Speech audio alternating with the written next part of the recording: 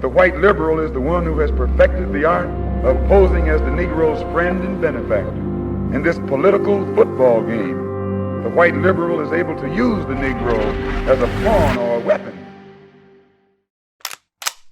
Witnessed a mother of three boys.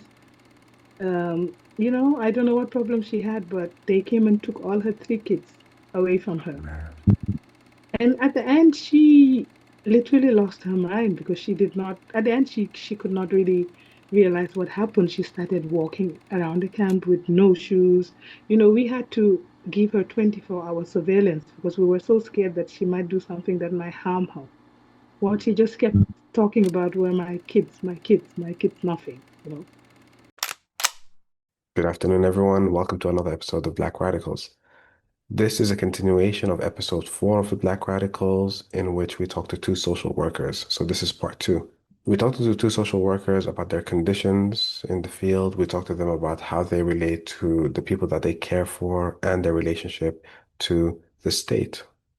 We also talk about a variety of different things. And the last thing that we left off on part 1 was how sometimes social workers themselves are implicit in the same violent dynamics that are set by the state.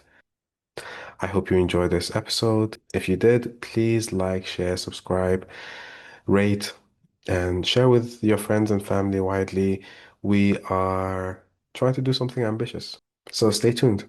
Enjoy this episode. We look forward to making many more. I think that's so interesting. Both points about this, how social workers are implicit in this systemic injustice, or systemic violence, systemic racism, systemic, the perpetuation of class society and stuff like this. Before we go into that, I wanted to ask you, which is the first thing that you said, which is that you're basically that is structurally you're forced to believe that it's your fault for being poor, it's your fault for not belonging, it's for your fault for not integrating, whatever it is. I wonder, from your experience, the people that you care for, do they internalize these things? Do they start believing that it's their fault? Do you think that there's some pushback and resistance against like believing it? Because like even if you believe it or if you don't believe it, it doesn't really change, because the state is, if you don't do certain things, it might just deport you. Your application might be rejected. So it's not a matter of belief. But does it actually work? Do people start thinking that they're performing badly, or like they should do better and stuff like this? Or how's your experience generally? Alina, yes, sorry. For sure, the forms of violences are working. I mean, we have highest depression rates and suicides in camps. Like, this is a thing that it's a place where people get mentally sick, and there's studies on that now. Like, and I don't speak about Germany only, but for example, when we look in Greece, I think there's been a lot of studies of what is happening to people and also to children. No, like I think we have suicides of children in camps because it's just the way of violence in all forms and layers is working. May it be in connection of trauma from the trip is not a good word to say, from the refuge, like from the path that people know. Like, I mean, we know the Mediterranean, we know the desert, the deserts, other borders, which are places where people are basically being killed. And once you survive that and you arrive in a place where suddenly you are meant to function, this can break you, and it is really breaking through, I think. So sadly, I think we have to admit the state knows very well what it's doing. Like, this is strategies that are worked on and worked out since hundreds and hundreds of years, no? Like the way of treating people, of pushing them in living conditions that are horrible, and so on.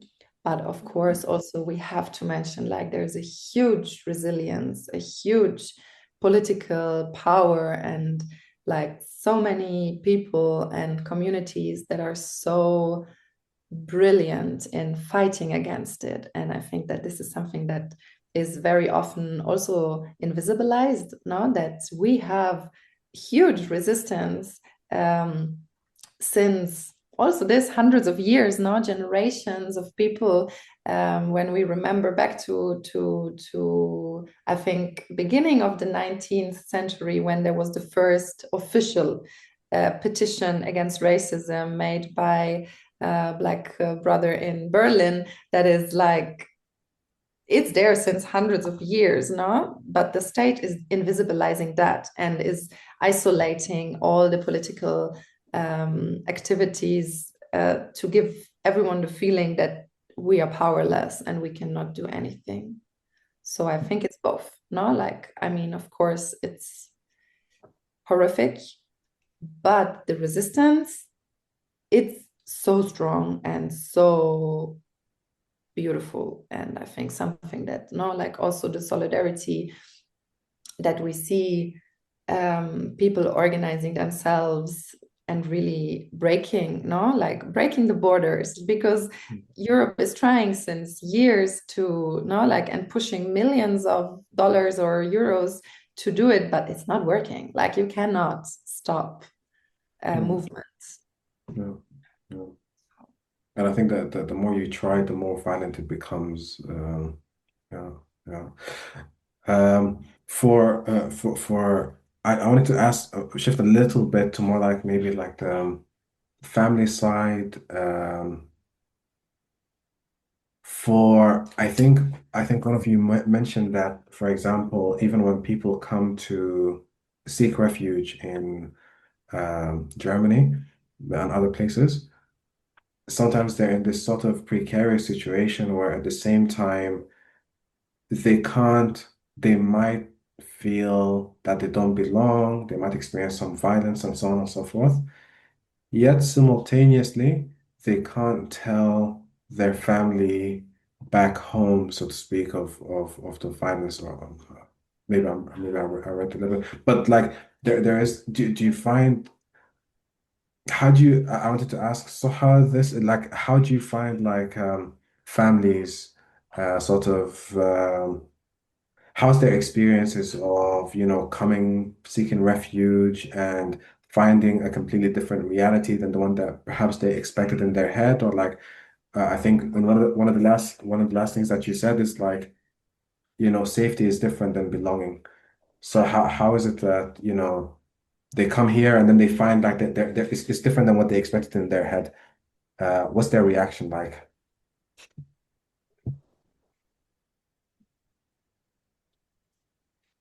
Suha, sorry. Okay.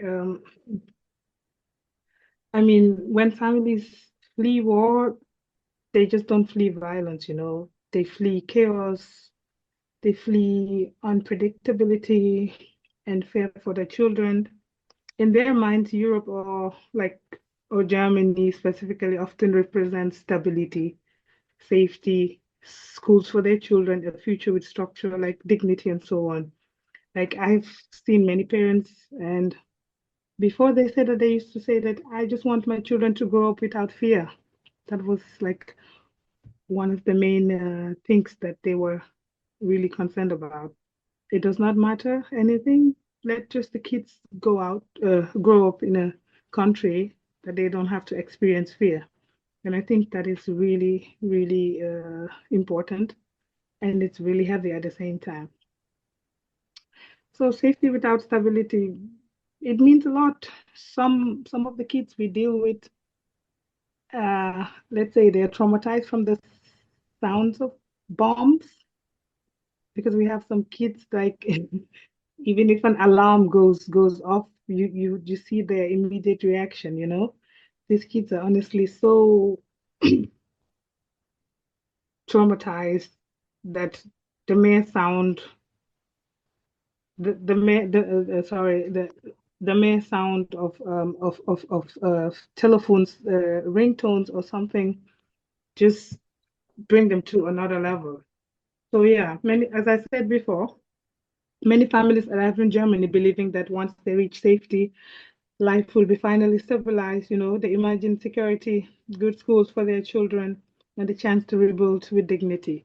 And while they're physically safe, the reality can feel very, very, very different, like starting with long asylum procedures, temporary housing, limited autonomy, and constant uncertainty create stress that they did not or they would like never anticipate or imagine. Like these are parents who once provided for their families, and now they depend on regulated support systems. So, which can feel very disempowering for them. For children, it can be easier because we all know that children often adapt faster, like they learn the language faster, sometimes even translating for their parents. as in the as in the situation of our camp, you see like a 3-year-old that is already translating for her parents, Yeah. and it's amazing. But for the parent, that can be also a little bit stressful. Yeah. And that can quietly affect family dynamics and identity, Families are told that they are welcome, but when they experience delays, restrictions, or subtle exclusion, they may feel temporary rather than truly accepted. And that's where the tension lies, honestly. Yeah. Safety is not the same as belonging. I've been saying that for a long time. Safety is not the same as belonging. Safety removes immediate danger, yes, we all agree that, but belonging requires stability, Yeah. recognition, and above all, dignity. And I think when one loses your dignity, honestly, there's absolutely nothing left for you, Mm. Yeah, I think disappointments. also, Okay. Sorry. no, sorry, go on, sorry. I just wanted to say when like those are missing, disappointment sets in, not because they regret surviving, but because rebuilding is much harder than they ever imagined. So Yeah. those are the phases and those are the struggles and those are the hurdles and the challenges that the families are, most of the Yeah. families are going through. I think they are having such a hard time rebuilding than they could have ever imagined. Because you could see some families who have been in the system for like 10 years, but still there's something lacking, Yeah. That sense I of mean, belonging still lacking somewhere. yeah. I mean, one thing that I was sorry, Alina, do you want to say something? I just wanted to add on the concept of safety, because I think it's important to say that for a lot of people, Germany is not safe. No, like, I mean, we are arriving now, it's February, it's in a few days, it's the an anniversary, I don't know how to say it, like of Hanau, of the racist attacks there. We have Mm. to remember Can you tell us quickly what happened in Hanau, please? a Nazi went out to bars targeting specifically people of color, like a Mm. racist terror attack, one of many. And traditionally, historically in Germany, this is happening a lot. And I wanted to mention just also Mahdi Ben Nasser for people who haven't heard, who like lived like 1 hour from our places here and was killed by a Nazi just because he wanted to kill him, and the justice system didn't file this as a racist murder, even though there was SS weapons and clearly obvious that this killer is a Nazi. And I think that this is very important also to mention, that the racism, the violence that also Suha earlier talked about is something that is happening every day, like may it be microaggressions in the Straßenbahn, in the tram you're going, and someone is you know it and you feel it. And I think that this is something that we should not underestimate, also for people who come to ask asylum, that they live that, no, like this is a not a safe place, no? And I think this idea of seeking for safety, but then arriving to a deeply racist and violent system, you cannot speak about safety then anymore, no? Yeah, yeah. I think to pick up on both your points, like absolutely, I think you know that there's just for one example to highlight what you said, Alina.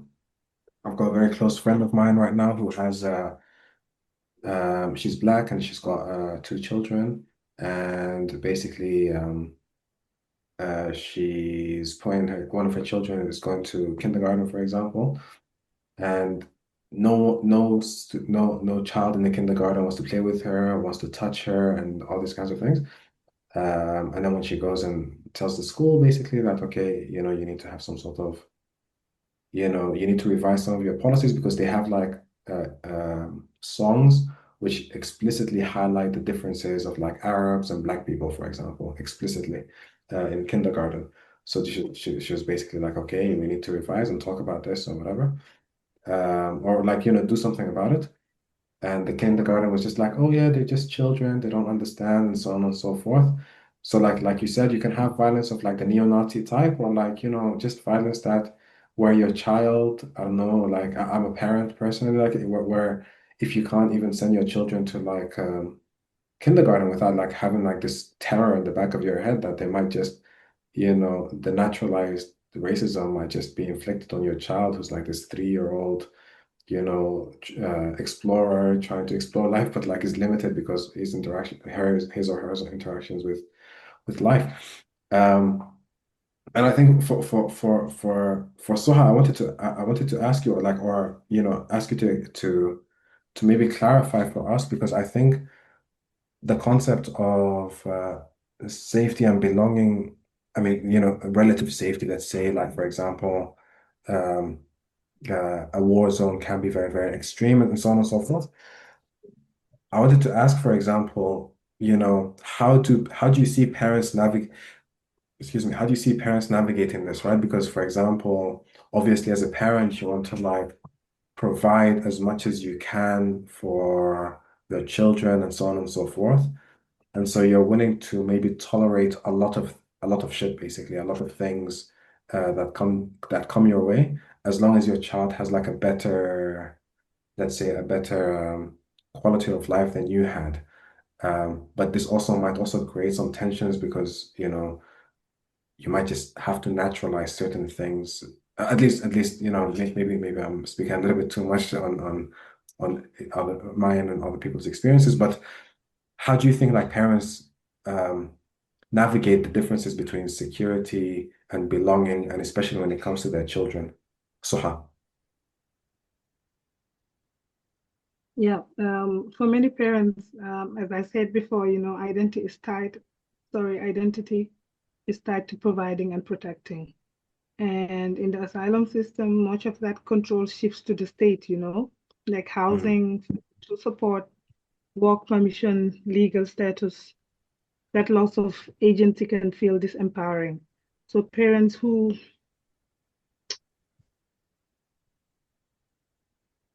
yeah, as I said, parents who once led a household, you know, had their lives before, now they feel like dependent, you know.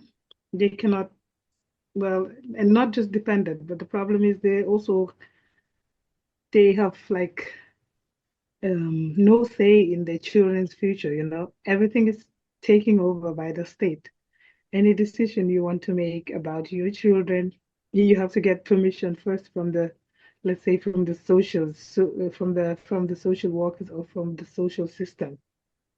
And that can be really stressful. You know, we have situations where parents are like, they feel that their hands are tied. They feel like they have been controlled. You know, they feel like they're just in their children's or in their kids' life as just um, somebody just passing by because they cannot really make any decisions for them.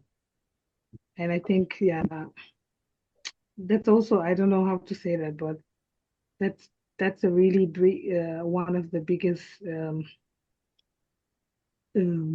not trauma, but like the biggest, how do I put this? Helpless, literally. Literally, Yeah. they're just in their own children's future and in their own kids' decision. And we have to remember that these are people who come from other countries that have different cultures, different rules, different regulations of how to deal. And suddenly, you want to bring them in this system and force them to adopt this system forcefully. They're not even given the time to learn the system. No, they just come and they just have to adapt immediately. Like you have to adapt. If you don't do that, you get a warning. If not, suddenly before you realize it, your children are taken away from you. So you see that Yeah. that quick shift of change, or that quick decisions shifting of decision is the most dangerous thing, I think, because most of the time what they say is that they don't get the chance. Most of them, they don't know the laws, Mhm. what you have. If you do this, you're faced with some consequences, because they came from total different backgrounds. And most of them, I'm sorry to say this, but most of them don't know how to read and write. So they need a long time to explain this regulations, these rules, and this whatever this system is put onto them. So sometimes they make, okay, I believe they're given some chances, but I think they really they they they should be giving like a longer period of time to adapt to the system well. Decisions are making really quickly, and I've seen and I know lots of families that have lost their children, based on these decisions. Even at the camp, sometimes I want witness a mother of three boys. I don't know what problem she had, but they came and took all her three kids away from her. Man. And at the end, she literally lost her mind, because she did not, at the end, she could not really realize what happened. She started walking around the camp with no shoes. We had to give her 24-hour surveillance, because we were so scared that she might do something that might harm her. What she just kept talking about were my kids, my kids, my kids, nothing. So Yeah. I think that's something that's also very dangerous, and it really need to be looked into. And I think they deserve like a little bit longer chance to really adapt into the system and know exactly the consequences of doing what and what. So yeah, Yeah. yeah, that I mean, honestly. I think the story that you said with the mother who lost her three children, I mean, that's really, really heartbreaking. I mean, I can't imagine that. And of course, like, I don't know the context, but if you're going to seek refuge for a better life for your children and for their future, and then you come and then basically you have three children taken away from you, this is really, I don't know. I mean, it will make me go, Yeah, quite insane, that anyone, right? I mean, this is really, really, really destructive, right? I mean, this is violence beyond violence. And I would just like when you were talking, what I was thinking about, Soha, is that I think sometimes, like in the historic literature, for example, you see how the state used to snatch and kidnap, in yeah, I don't know, in Australia, for example, Aborigines, Aboriginal children; in Canada, Native children or Indigenous children; in mhm, Germany, for example, Romani and Roma and Sinti children, and so on and so forth. And they talk about the explicit kidnapping. But mhm. I think when you were talking, what I was thinking about is like the kidnapping doesn't necessarily need to be explicit. If you Yeah, sort of restrict your children to, or restrict the protocols of how you're supposed to engage and interact, and if you don't do this, then basically, they don't become your children anymore. So like basically you create basically units that are completely detached from you in any sort of ethical or spiritual um, manner. And in that sense, it's also it's I mean it's not direct kidnapping of a child, but it's almost saying that, well, this child, he belongs or she belongs to the state now. in a typical fashion, like, you know, like he or she has to behave in a certain way, and if they don't, basically would take them. This is very, very, I mean, violence without actually committing legally, you know, some like legal violence and stuff like this. And yeah, it's quite I know, intense. and what I also wanted to add was like, the fear of also losing a child after fleeing a war, of fleeing like this difficult situations. We sometimes see some parents that you just see a mother with several kids. When you ask where the dad is, say, yeah, we lost the dad along the way. Or a Yeah. dad came alone with kids, and where's the mom? Yeah, the mom we lost along the way.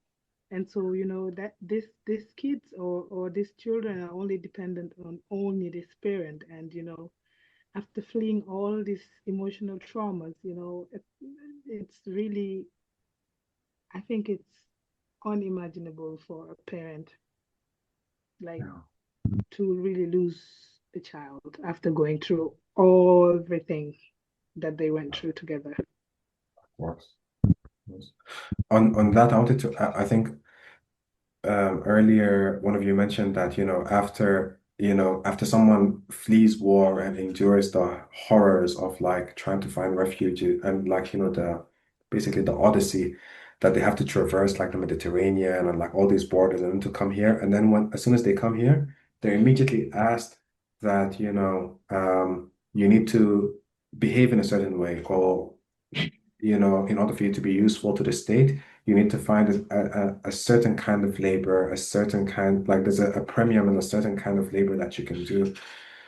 And I wanted to ask you, Alina, for example, I know we spoke briefly that, sometimes you work with people who are differently abled, for example.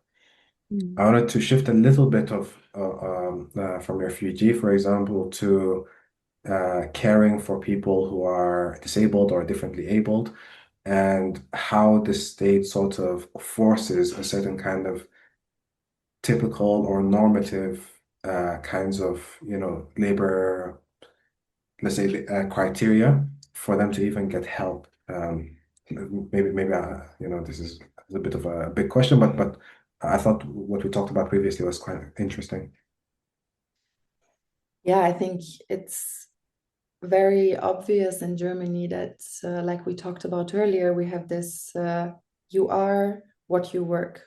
Your Mm. social status is basically measured by your career, by your, of course, also the money and how rich you are, but also what labor you do.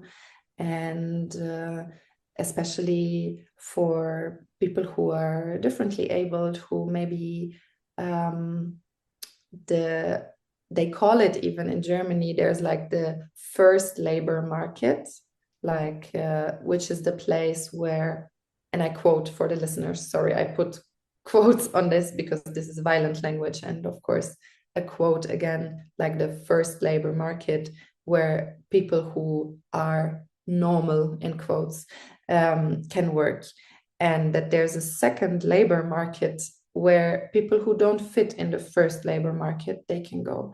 And this is jobs where people are like basically pushed to or engaged to, like, yeah, maybe also sometimes forced to work in situations like in gastronomy, or in, also there are special fabrics, like factories where people who are differently abled are pushed to go there and work there for basically no money, but just a few euros maybe on the pockets, which is really a completely organized and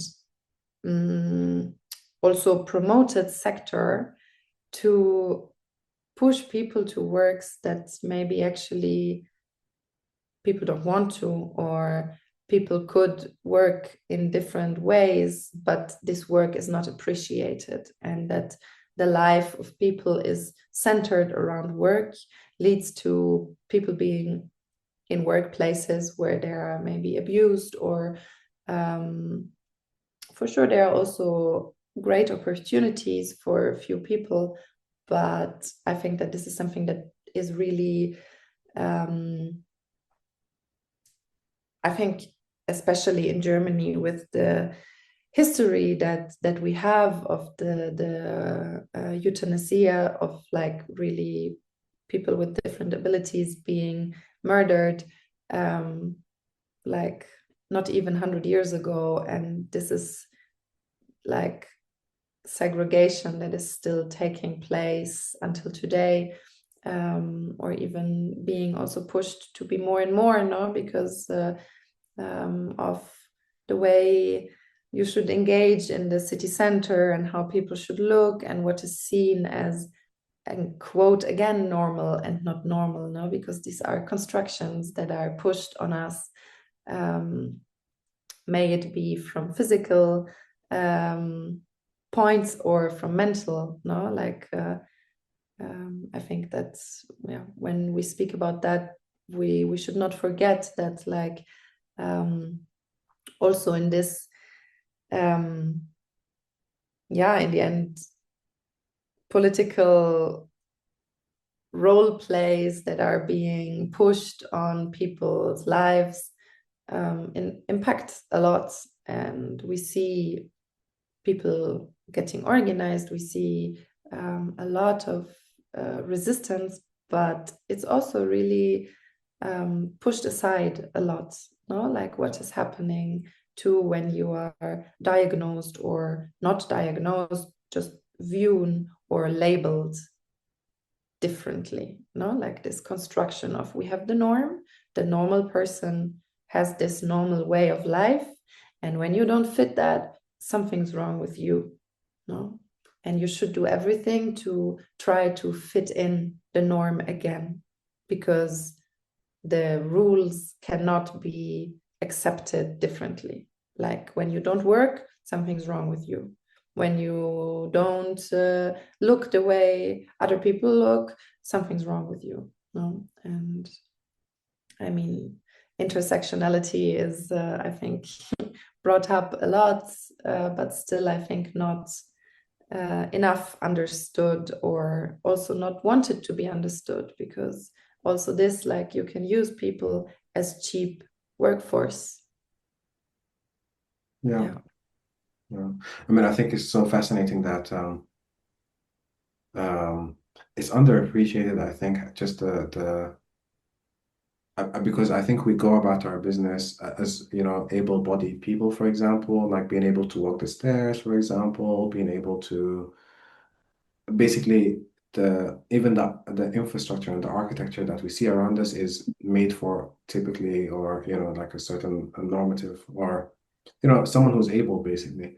And I think the violence of people who are differently able or disabled is unimaginable at the personal level and like an everyday level, but also to even put the added context of, like, when they sort of ask for help from the state, and then they even like set a certain regimen of like how to, in order for you to be valuable or to get like some sort of state assistance or whatever, you need to like basically perform things that in certain cases are like just almost impossible. And even if it's not impossible, it's like very difficult in contrast to like people who are more able. I think, these are important. Yeah, sometimes maybe neglected. I wanted to ask just almost like as like a to close off, or like the final the final segment is Little? uh, sorry. Can I add something Yes, little? of course. Yeah, of course, go for I it. have like a friend of mine. Actually, she's a friend of ours, but she's also like a young black girl, but she's working in the healthcare aspect as a nurse, you know. And Hmm. then I talked with her, and she sent me just like a little of her struggles, and it's okay to just share it a little bit. Hmm. Yeah, because as I said, like these experiences are not limited to just refugee work, you know. She's also like a nurse, and some of her struggles that she shared with me, she's like, one of them are like people really assume if she's a qualified nurse, like the first question they ask her, like, are you a student or are you an assistant? And when she tells them like she's a nurse, and there's like, how is that possible? And that looking down in the beginning, and because she's so different from me, she was actually raised here, so she speaks fluent German. But still, what she gets, she says like when she speaks German, and they're mostly comments like, your German is so good. Oh, did you learn it from here or were you born from here? So I think those are okay, those are really not a lot, but those are questions that are not asked like her colleagues. So that's also one of the struggles. And for her, she feels like she cannot afford to make mistakes because she feels like when she makes errors, they may be remembered and they may be generalized and used against her in some way. So she's very careful about how she's working just not to make a mistake because she feels like with others, it's okay. But with her, when she makes a mistake, it always comes back to haunt her. So that's what she says, like she really has to take her time working. Yeah. So, and yeah, I think, yeah, I just want to say the struggle is just basically everywhere, regardless of if you were born here, if you were raised here, if you came into the system, it's just the same struggle everywhere. I think also it's like, just to piggyback off like what we were talking about with Alina, is it's really important to remember that like these struggles that we share, they are, there is commonality between them. It might not Mhm, immediately be, obvious, but like for example, there is commonality between the struggles of people who are disabled or differently abled and people who are racialized, for example. It might not mhm, be the exact same thing, but there is like a common, a common thing to fight. And I think we have to remember that. And on that note, what I wanted to ask you, maybe just to end on a note of like somewhat mhm. optimism, if I don't know that the saying goes, what's it called? Pessimism, what's it called? Pessimism of the intellect and optimism of the will, or something like this. Um, but I would say, for both of you, what would you suggest? How would you suggest to change things, or what have you read, or what have you done that might be helpful for people, which I'm sure there's a lot of social workers and a lot of people who work in the care industry. Um, how, what can be done, or what should we aim for, or what should our goals be? And just all these questions in one. I'll go with Suha if you want to answer first. I'll let Alina answer first. Alina, you get to walk the plank. Okay. Um, I think we need political organizing outside of the system because working inside the system,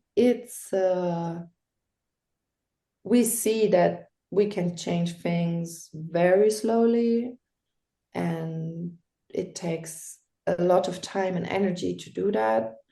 But I think that's why we need even more like the collective solidarity structures that I think sometimes getting lost on the way.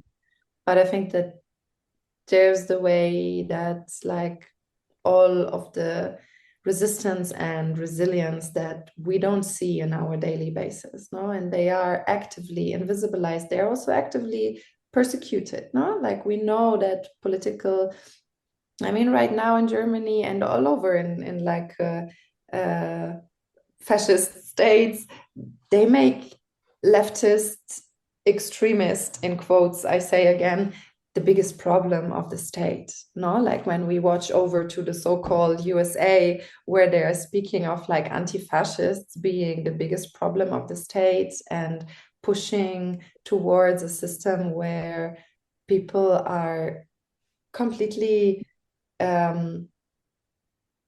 believing in what the state says, that's very dangerous. And I think if you ask what should be done, like I think it's more to organize, to be together, to learn also a sense of community, that it got lost, or that got, I think also in Germany really got persecuted, to just quote again my friend, like the way of mentally and morally being raised in a basically like settler colonialist mind state, no? Because I think that with Germany's history or Europeans' history, this is what is in the roots, no? This is what is the big lead. So I think if you ask like to be optimistic, we should keep our communities caring and loving, to be resilient and to fight against what is going on, and to build better ways for the generations to come the best we can, no? And I think to put a nice closure, thank you for this moment today, because these are moments where we reflect together, where we exchange like our minds, I wanted to say, our thoughts, our ideas and values, and we learn and we grow together. And so yeah. I couldn't agree more. And also, I think this is hopefully we're going to be doing more, and like as when we are like hopefully get more numbers and stuff like this.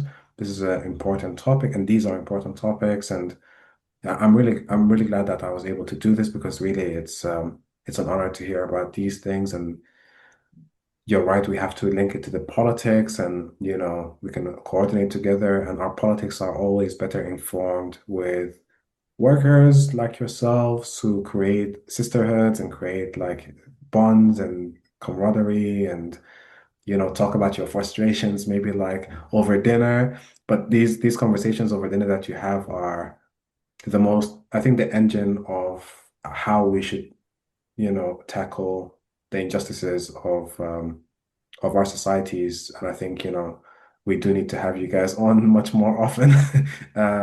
But yeah, for Suha, you can't evade the question any longer. So what would you do? No, no, no. I just wanted her to speak first because she might be speaking generally on everything, and I just wanted to like focus on the, let's say, the people of color or the people of Okay. races, Yeah. just talk aspect.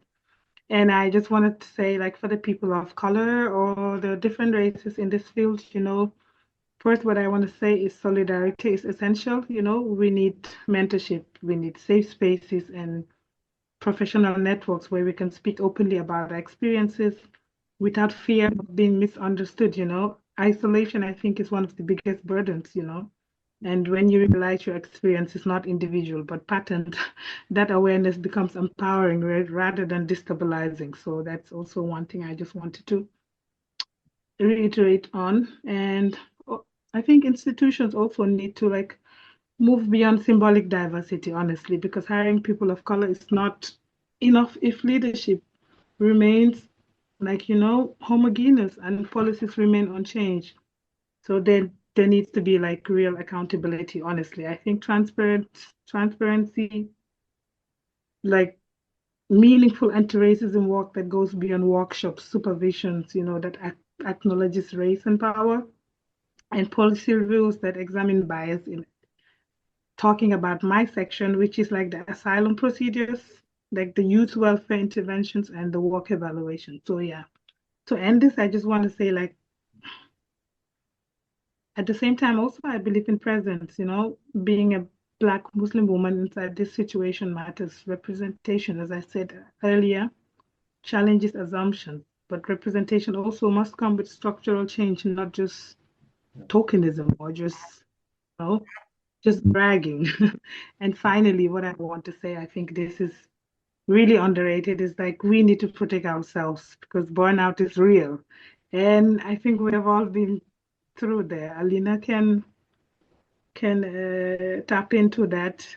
Burnout is real, especially when you're working in the social care, because you carry not just your own, but you carry the burden of the people you're caring for. And sometimes that is often neglected, but that's really heavy, you know? When you carry both professional responsibility and personal identity, you know, setting boundaries, seeking supervision, and building community are really not weakness, but they are sustainability. And I have learned that a lot this year.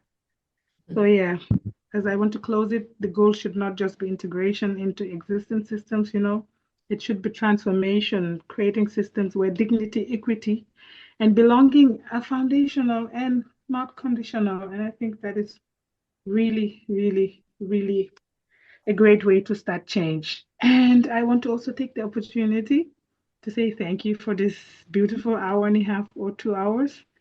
It was amazing sharing experiences, sharing ideas, and also learning a lot. So thank you so much for having us. And thank you to my beautiful, is it co-presenter or co-host? Alina. Oh. No, honestly, like thank you. First of all, I think I agree with everything that you said. I think, you know, especially when it comes to race,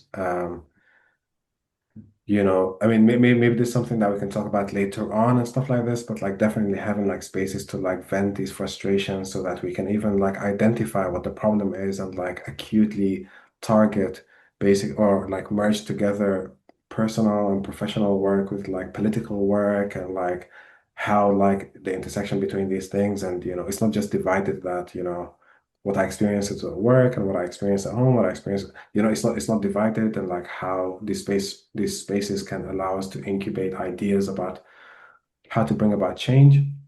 And it's not just change like tokenism, like you said, but also structural change, transformative change. Um, and yeah, and finally, I think, you know, when you say, for example, for me personally, and for the Black radicals, it is fantastic that we're able to have this conversation, and I'm so glad that it's one of the first conversations of the podcast that we're able to do. Because honestly, I think it is at the moment, like I started off, you know, care work is increasingly, like you said, Suha, increasingly done by racialized and gendered people. It's something that's increasing in our economy, but it's still underpaid, and you know, it's still sort of like I don't know, like you both mentioned that, you know, you're forced to inflict the violence that the state wants to wash its hands of onto people who trust you and you trust them. And, you know, even like meaningful relationship builds between you, but you know, you're almost your hand is twisted so that you can, you know, be punitive towards them. And, you know, I'm glad that we had this conversation, and hopefully much more to come, and hopefully we can do meaningful work. And it's beyond this podcast. I'm sure all three of us are going to be anyways in contact. We can do meaningful things. And like I said to Alina, I know you guys might like, you know, you have like your frustrations that you talk over dinner, and like, you know, when you talk to when you go to each other's houses. But as political actors, these conversations, honestly, are vital, are vital. And so thank you guys for sharing like your thoughts and your experiences. And I think everyone who's listening, and especially for me, I'm going to take this to heart, and I'm sure it's going to inform how we can our political strategy. So thank you both for coming. Thank you for very having us. much. Is there one last thing that you guys want to add? Never lose hope. Ha! Nice, perfect. I mean, there would be hopefully a lot of more conversations like that. Yes. And I think, Yeah. yeah, we are growing. Yeah. And I think, especially in times where we are thrown from this picture of everything is in crisis all the time, and things are like portrayed as everything is only getting worse and worse, we have to take really good care of each other, no? For sure. To not For lose sure. ourselves in the mess around us. Yeah. And we can only do this with each other. So in that final note, thank you guys for being here, and we'll see you guys very, very, very soon. Bye. Thank you.